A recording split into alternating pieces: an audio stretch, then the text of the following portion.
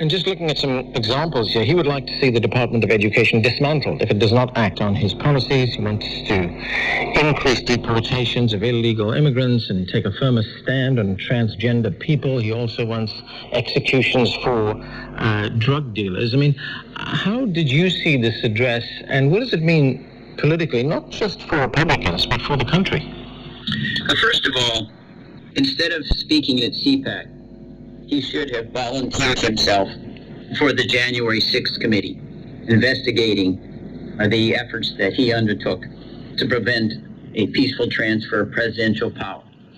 He's complained it's a witch hunt. He should be there. He can volunteer. I was in the Justice Department when then President Gerald Ford volunteered. He testified before the House Judiciary Committee when there were concerns raised about his pardon of President Nixon, whether there was any quid pro quo. Why isn't President Trump, former president, there to testify? He says that, well, he's clean as a whistle. Go ahead, explain it. Put yourself under oath. That's where he should have been. He may well not be eligible to even run in 2024. Under Section 3 of the 14th Amendment, someone, after having sworn an oath to uphold and defend the Constitution, engages in insurrection against the United States is disqualified. And insurrection is defined as attempting to thwart the enforcement of federal law, one of which is the 12th Amendment or the Electoral Count Act. And we have heard chapter and verse over the last weeks, not refuted by anything that Mr. Trump has said, that he was haranguing, doing everything in his power other than taking a gun to Mike Pence's head, saying, do not count those electoral votes, which is the very definition of insurrection.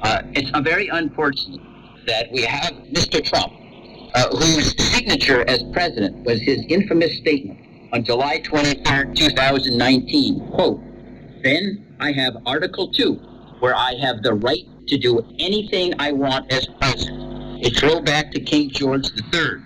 Our crisis is not about policies. It's about upholding the Constitution and the rule of law. And that is where CPAC, the Republican Party, and Mr. Trump are an ever-present danger to our continuation as a republic. If those things are not repudiated, we are likely to return to something the equivalent of a monarchy in 2024. Malik Abdul, what do you make of what Bruce Fein tells us, that Donald Trump could have done himself a world of good, and the Republican Party as well, if he'd avoided making these kinds of fiery speeches that he made at CPAC and instead volunteered to appear before the January 6th committee? Well, I don't make much of that at all. These things were said about Donald Trump in 2016, and for all intents and purposes, the many people who actually gravitated to Donald Trump, despite whatever psychosis people believe that Donald Trump has, or is narcissism or whatever, whether that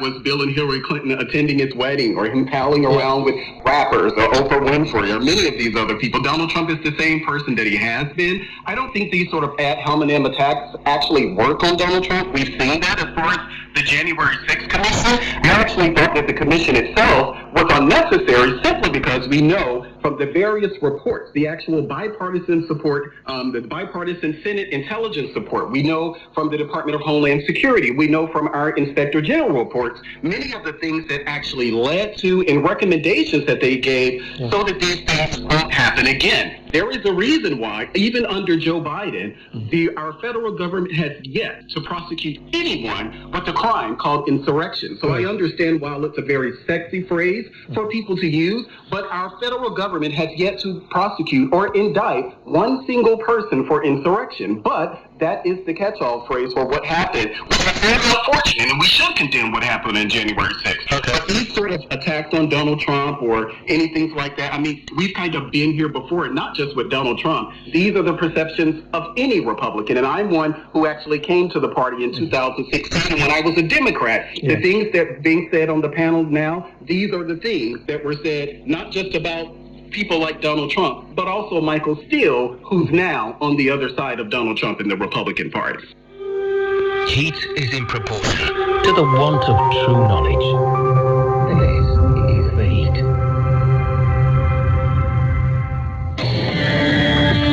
Okay, Spencer Critchley, I want to move on to the other big political development over the past weekend, and we saw a political victory this weekend with passage political victory for Joe Biden, that is, with passage of the U.S. In the U.S. Senate of the Inflation Reduction Act. I mean, there were some serious compromises that had to be made to get on board all the Democratic senators, but how significant is this? Oh, it's hugely significant, and it's interesting to see how the narrative has completely changed across so much of the media just in the past week, from Democrats in disarray, the classic sort of narrative, to Democrats in array, question mark. And that, too, I think, is a sign of really the degradation of our liberal democratic culture, unfortunately, to now inhabiting a world of symbolism and theater, and the infantilization of the general public as we become increasingly emotion-driven. Now, I think we were rationalistic to a fault, and I think this is typically, in fact, a problem that liberals of the left need to face up to. I'd like to also just mention, in response to what Malik just said, I think that he's exactly right about the danger of ad hominem attacks, and there have been far too many of them in the past and even now on both sides. However, I think Trump is a unique case where he is a moral catastrophe, and part of what we need to understand in understanding the true risk to our democracy is that it's a moral failure across the board. But that said, these are big policy wins for Joe Biden, and in fact, it's now being remarked, the underlying substantive truth that he's one of the most accomplished presidents in many decades already, despite this symbol-driven narrative we've been hearing. Right, Spencer, a big win, but at what cost? Because if we look at the process that this went through, there were two Democrat senators who were holdouts. They wanted something in return for their vote. One of those senators was Kristen Sinema. She was the recipient of vast sums of money from the finance industry, and she managed to gut that bill, taking out higher taxes for certain hedge fund managers. The other was Joe Manchin, who got money from the pipeline industry and made sure that there were provisions in that bill for the pipeline industry. I mean, isn't this corruption, pure and simple? I don't think we can call it corruption. It is certainly regrettable and all too typical of the role of money in politics. One thing I agree with Joe Manchin about, though, is, and it's one of the few things I agree with him about, is that if Democrats are unhappy with the way he votes or Kristen Sinema votes, they need to win more elections. And I think this is an important part of liberals in general, looking at why it is that despite liberal policies, liberal of the left policies being very popular with Americans, liberals still manage to lose elections that they should win. And really, I think that's the way forward for the Democratic Party, is to win more elections and just get better at politics so the politics is as good as the policy. Right. Rita Shah, I was reading some commentary on the passage of that bill, and Mark Goldwyn, who is the senior policy director at the Committee for a Responsible Budget, he talked with Vox News, and this is what he had to say about the bill. He said, for the most part, this isn't a bill about 2022. This is about 2023, 2024, and 2025. What does that mean for an electorate that is seeking help right now? Well, I think the passage of this hugely transformative bill is, which is expected to pass in the U.S. House even as early as this Friday. Look, the passage of it in the Senate tells you that they know they needed to get something done. These senators know that nothing was coming out of their chamber for a long time that could really serve poor Americans and middle-class Americans, too. This bill also drives down the cost of utilities for everyday Americans like me.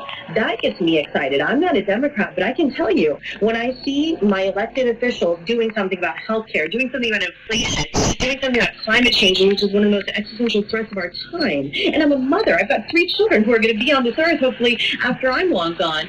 This is an issue here that we know there needed to be action on, and Congress has long been caught up in gridlock, and people have been discontented with their actions. This was a pivotal moment for not just Joe Biden's presidency, but for the terms of many Democrats sitting in the U.S. Senate. So I applaud them for getting something done. Of course, Republicans are going to go with the playbook, that this was reckless spending, that this is going to drive up inflation. The Congressional Budget Office has said this is not going to drive up the deficit. It's very important for American people. And look, we have a fundamentally unserious electorate out here that doesn't care about what their elected officials are doing. But then around the time of elections, they want to get out there and complain about it. Well, pay attention. Look at what your elected official is doing for you. If they're willing to make an investment in our future, that tells you about about the right now. The right now is going to get better because the senators elected to do the right thing on Sunday, just yesterday. And I'm looking forward to see what these investments will do. I'm not a big fan of massive federal spending, but I know they needed to start somewhere. And that should make every American happy, regardless of your partisan stripes.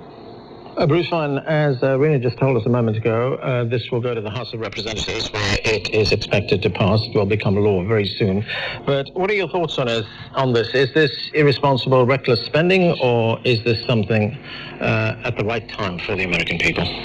Well, I think it's neither. It's largely euphemisms and theatrics.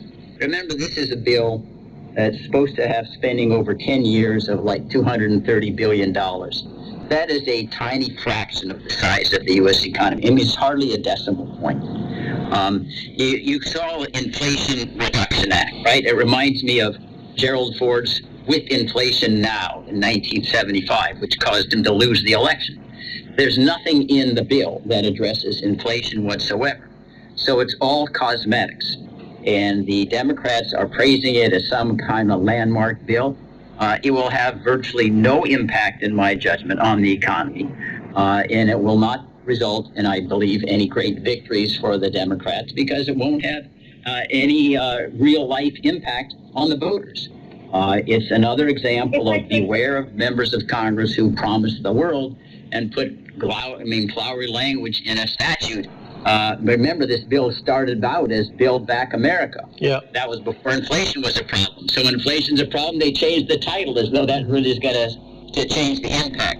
I would just request one opportunity to say there have been charges for sedition, the equivalent of insurrection, against the January 6 persons, and they insinuate that the charges against Mr. Trump are ad hominem, are Orwellian statements.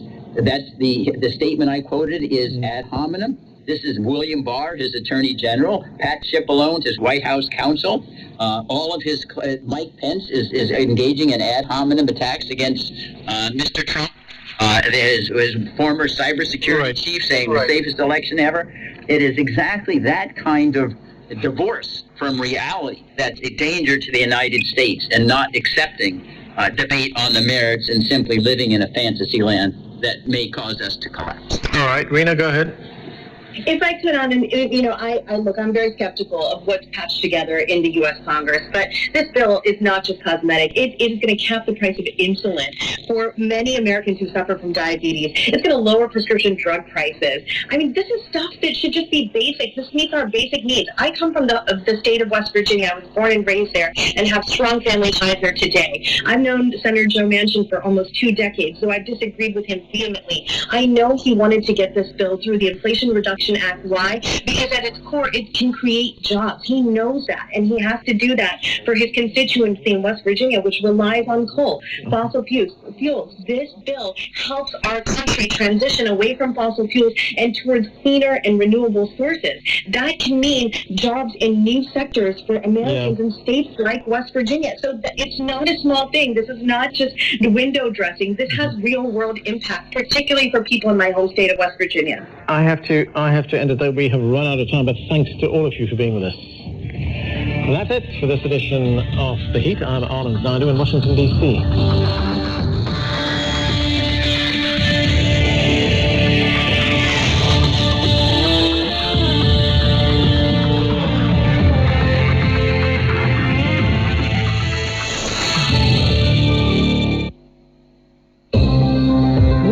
Receive the latest news updates about China and the rest of the globe. Tune in to the Beijing Hour every weekday for the latest in politics, business, sports, and entertainment from a Chinese perspective.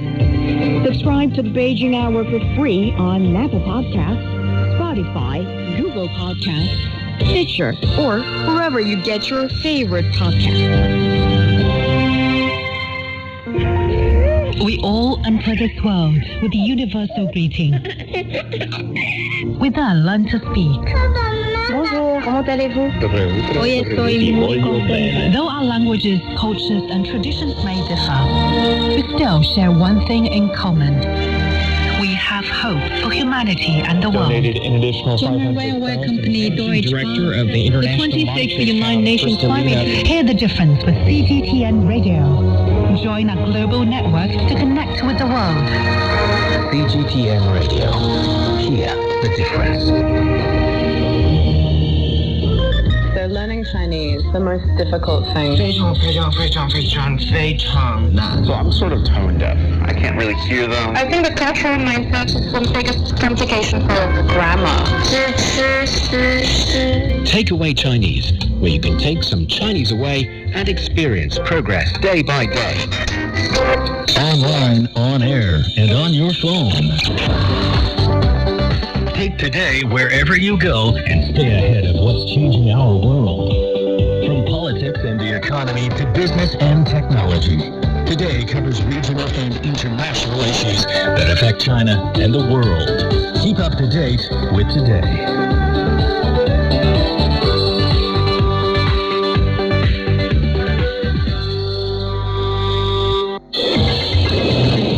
A look at new opportunities among the business trends. It's Global Business. Welcome to Global Business here on CGTN. I'm Judy Feng in Beijing. Coming up in the program.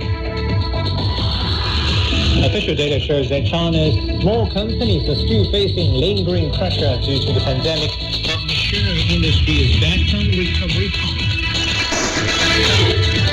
U.S. President Joe Biden is set to sign the CHIPS and Science Act into a law on Tuesday to boost domestic production and compete with China. Stand-up paddleboarding is becoming popular in China with more places available for sports fans and children. We start our program by taking a look at how China's small and medium-sized enterprises and the machinery industry performed. China's small companies development index edged down 0.1 per point from June to 88.3 in July. According to the China Association of SMEs, the decline was due to lingering pressure from the COVID-19 pandemic and global uncertainties. The machinery industry, meanwhile, witnessed its recovery as its revenue added value rise 0.4% and 0.7% respectively on a yearly basis in the first 6 months of the year, according to data from the National Bureau of Statistics. The China Machinery Industry Federation says that despite the uncertainties and risks in the global economy, the machinery industry is back on track thanks to policy support. On the performance of China's small and medium-sized enterprises and machinery industry in July, Chen Jiahe, Chief Investment Officer at Novel Arcade, joins us. Jiahe, how are the small companies in China faring in July in your observation? Hi, Jinfeng. Thank you for having me. In the past month, we have saw that the small company development index dropped very slightly compared with June. The data in July was reported at 88.3, and in June the data was 88.4. So basically speaking, this small company development index is not changing too much in July, and the data below 90 shows that small companies are still worrying about the macroeconomy. When we talk about the situation in July, actually the macroeconomic environment is tending to be better since the outbreak in Shanghai came to an end. So many industries, especially those related with consumption, tourism, has been rebooted. But now the Hainan outbreak is hitting the tourism industry again. Let's really hope that this hit can be over within the month.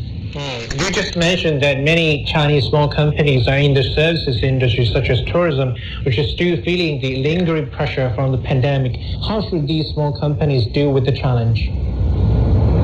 Well, that's a very good question. I mean, when we look at the service industry, such as restaurants, shopping, hotel, tourism, all sorts of things, they are composed by many small companies and employ a lot of people compared with so-called heavy industries, such as aviation, banking, telecommunications, etc. These service industries are now facing quite a lot of challenges from the pandemic. I think for the companies that are facing the challenges, there are 2 points that can help them. First is that small companies shall reduce their financial leverage, even reserve some cash. So when a short-term headwind comes, like this outbreak in Sanya, then they will have enough capability to hold the impact. The second is that they shall try to hold the speed of expansion. Expanding into new markets can bring more profit, but it also means more risk. They should try to make the current business more solid, such as building better relationship with the customers, suppliers, etc. The machinery industry has a different picture. It has been doing better. Why? Well, the machinery industry is working pretty good. Actually, there is also the export sector that has been working quite good compared with the service industry. Behind the boom of the machinery industry is the increasing of China's investment. In order to counter the impact of the pandemic, China has significantly increased the investment in its fundamentals, such as railroad, airport, etc.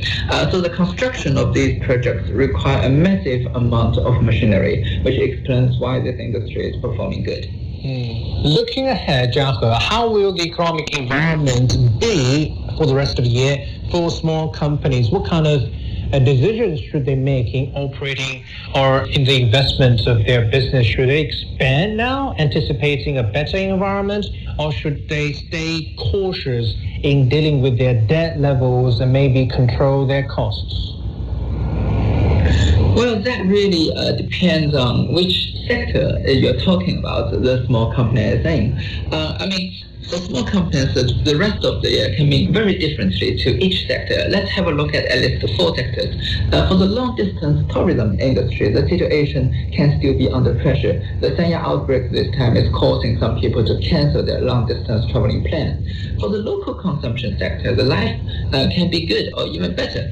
For example, for local playgrounds and shopping malls, they can take the orders from the tourism industry. People still have to consume and play, Since China is still having a robust economy and inflation is soaring around the world, the Chinese products will still be very competitive.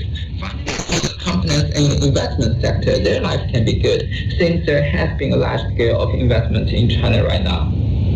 Great, thank you for your insight. Always Chen Jiahe for us, Chief Investment Officer at Noble Arcade Technologies. Shanghai is teeming with thousands of fancy cafes, but 2 years after the very first cafe shop in China employing blind baristas opened in this metropolis, there is new branches still seeing long queues. Chen Zong tells us how coffee making is now another career possibility for the disabled, including the visually impaired. Ying Tianbao and Ying Tianyou are twin brothers. They were born blind. They never thought that they could become skilled at handling machines, much less a complicated coffee maker. After training for months, the twins have made coffee their career.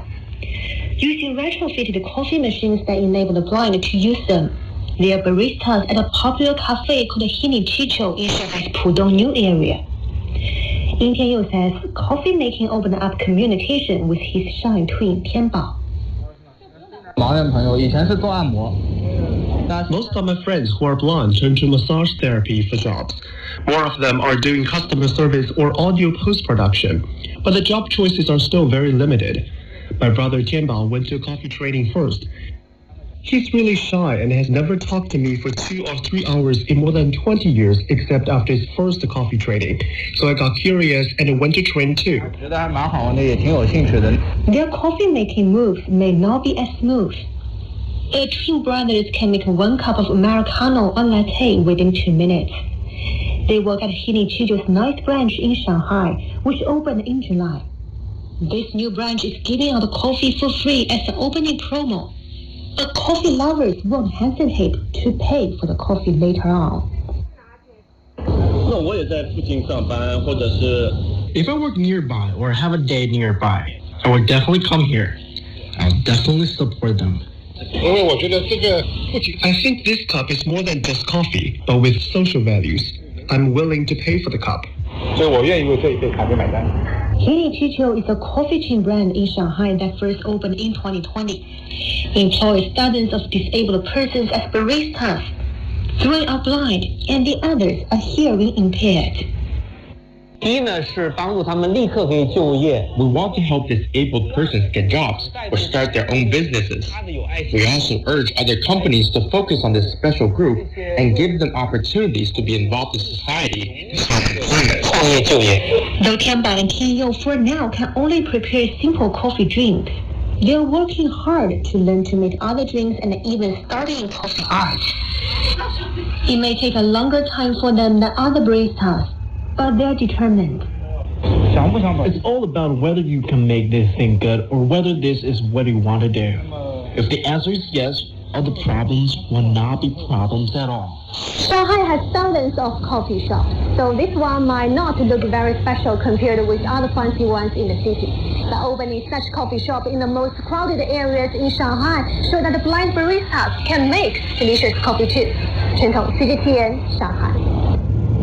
U.S. President Joe Biden is set to sign the Chips and Science Act into a law on Tuesday. The $52 billion bill aims to boost semiconductor manufacturing in the U.S. and improve competitiveness with China and other foreign rivals.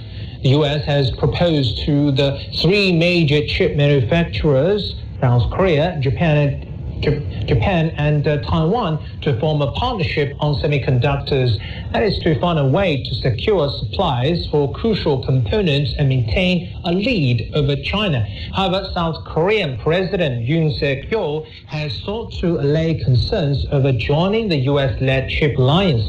Officials said Seoul will give top priority to its national interest in any course of action. Meanwhile, Chinese State Councillor and Foreign Minister Wang Yi is meeting with his South Korean counterpart today. The two sides will have an in-depth exchange of views on regional and economic issues. Whether South Korea will join the so-called Chip 4 alliance will be one of the most closely watched issues at the talks. China has been South Korea's biggest trade partner in semiconductor exports, according to Korean International Trade Association.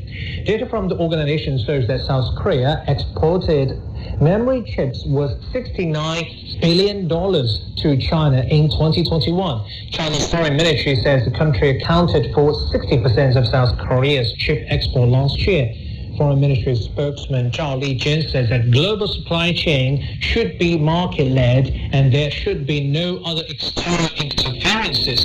Industrial decoupling efforts by some governments and individuals should be prevented as it will undermine global trade rules and split the market, he said.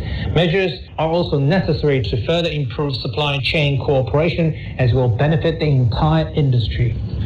The signing of the Chips and Science Act of 2022 will usher in a new era for U.S. manufacturing and the global semiconductor market. For more on this chip-making race, let's bring Andy Mock, Senior Research Fellow from the Center for China and Globalization. Andy, I know you have done a lot of research on digital products and digital industry. Why is South Korea not particularly interested in joining the U.S. Chip Alliance, which is aimed at countering China? Well, that's a great question, Junho. I think the most simple reason is, of course, no country wants to pick sides, and countries that are technologically and economically successful recognize the importance of working with China. We see, of course, China is not only the biggest market in the world for many, many products, but it's also an increasingly vital part of the economic future of the world. Let's look at electric vehicles, for example. China is not only has a booming market domestically, but through batteries, other technologies, is really going to be the driver of the global industry. So countries like South Korea recognize that. So that's the simple answer. A deeper look at this shows that these efforts by the U.S. Either reveal a kind of naivete or perhaps a kind of strategic narcissism in that advanced semiconductors are very, very important. But it's also a ferociously competitive industry. And the two market leaders, TSMC in Taiwan and Samsung in Korea, are bitter rivals. To use an American example, it's like Coke and Pepsi. So the U.S. is, in a sense, saying, look, you two work together to make my life better, without deep enough recognition that why should two competitors who are fighting it out in a free market type competition surrender their own, not only economic interests, but perhaps their futures to help a third party. So these are some of the views that I've heard from people in the industry. The U.S. is trying to boost chip manufacturing domestically with the CHIPS Act. At least it's their prime goal, I would say. Does the U.S. have the necessary skilled workers on one hand, infrastructure on the other hand, and also cost efficiency to make it a prolonged and sustainable industry? Well, again, that's another very, very interesting and important question. Morris Chang, who is the founder of TSMC and probably knows far more about these questions than anyone else in the world, calls it an expensive exercise in futility. But why is this? So, of course, skilled talent employees is vital to operating a successful fab. And there is a question, are there enough engineers and technicians to man these fabs? But there's another interesting phenomenon to consider as well. The semiconductor value chain is incredibly demanding and requires different skills in different parts. So there are parts that require highly educated, creative people. But at the fab level, it is arduous, difficult work. And there are some in the industry that say, without a Confucian mindset, it's impossible to operate fabs successfully. So look at Taiwan, Japan, China, South Korea. It's not only the talent and the training of the employees, but their spirit, the willingness to work long shifts, to be on call 24/7, to do what it takes to make the organization successful, not to maximize individual happiness or fulfillment.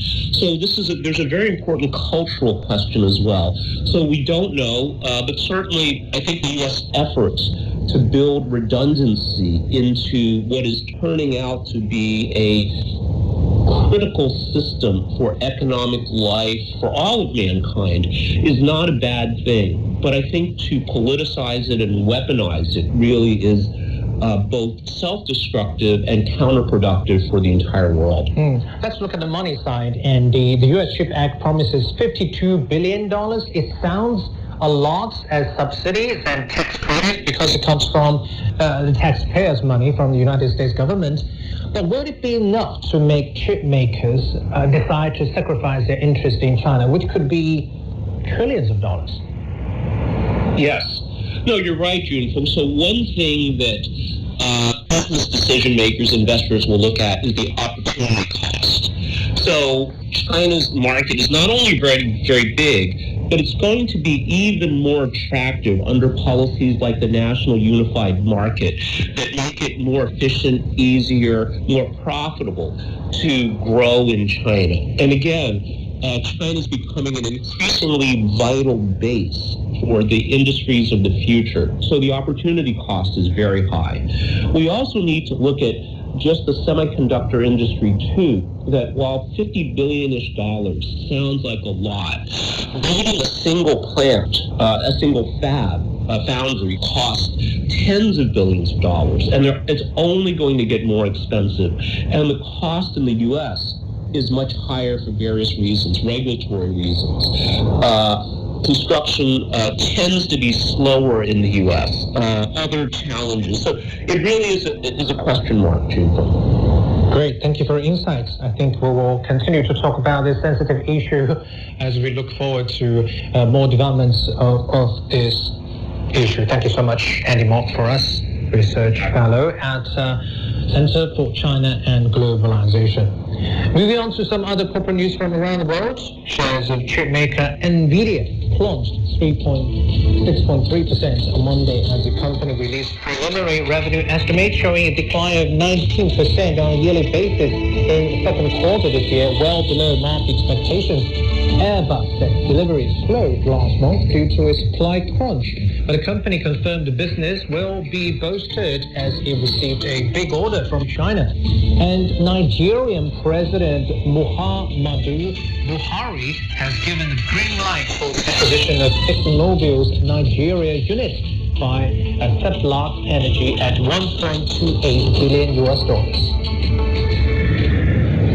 China China's tourism industry is recovering thanks to new government policies and lifting of COVID restrictions. Our reporter Zhou Yixing has more from central China's Henan province. This summer, China's travel market is gradually recovering thanks to a series of supportive policies. Interprovincial travel has resumed in most parts of China, and short-distance tours are very popular among travelers. Visiting water parks is one of the most popular summer activities for people to escape the heat. 我们今天因为来的特别晚，来了都7点多了，但是来了之后 It's exciting here, especially the wave pool. It's thrilling. 这个主要是这个周末了，带着小朋友来。 It's weekend, so we have brought the kids here to enjoy water park activities. We tried a lot of rides, like rafting and water slides. Family tours accounts for a large portion of summer tours.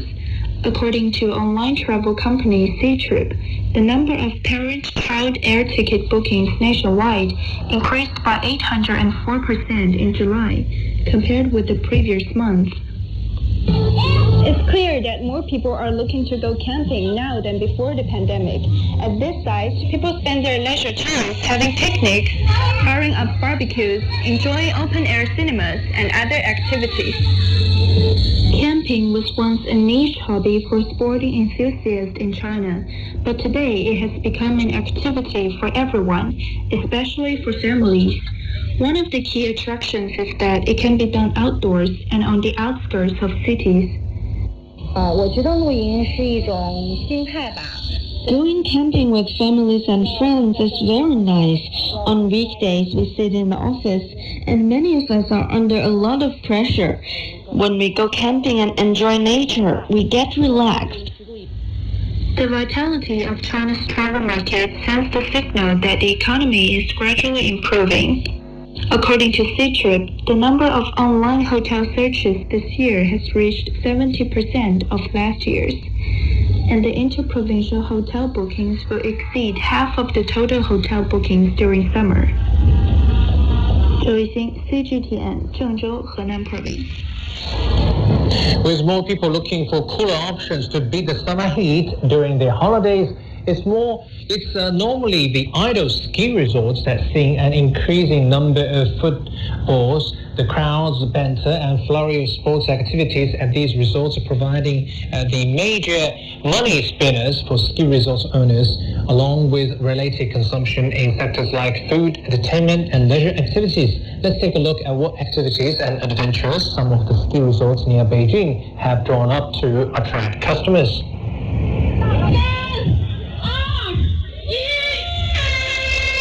As the clapper comes down, the participants for 2022 Chongli 168 Ultra Trail 30-kilometer competition to start the race. The 30-kilometer race is just one of the many attractions in Chongli, a ski town which is a 3-hour drive from Beijing by car. This summer, the normally deserted town is bustling with families, children, and people from all walks of life looking to beat the heat with lots of music, food, and hiking. The air here is fresh and clean, and it's near the mountain and by the river. I plan to hike for a whole day today and go biking tomorrow. Besides a variety of outdoor activities, outdoor camping is fast becoming a burgeoning trend in China's holiday tourism market. It has also become one of the mainstay products of the ski resort. Such camping activities are vastly different from camping in the city center. It's a little cold here at night, and we thought it would be special to see the stars under a clear sky. Most of the people looking after the facilities said there has been a steady influx of the families since summer holidays began in China. Wang Shitong, who looks after the mountain product at the ski resort in Chongli, said that in the previous years, ski resorts were only open for a season.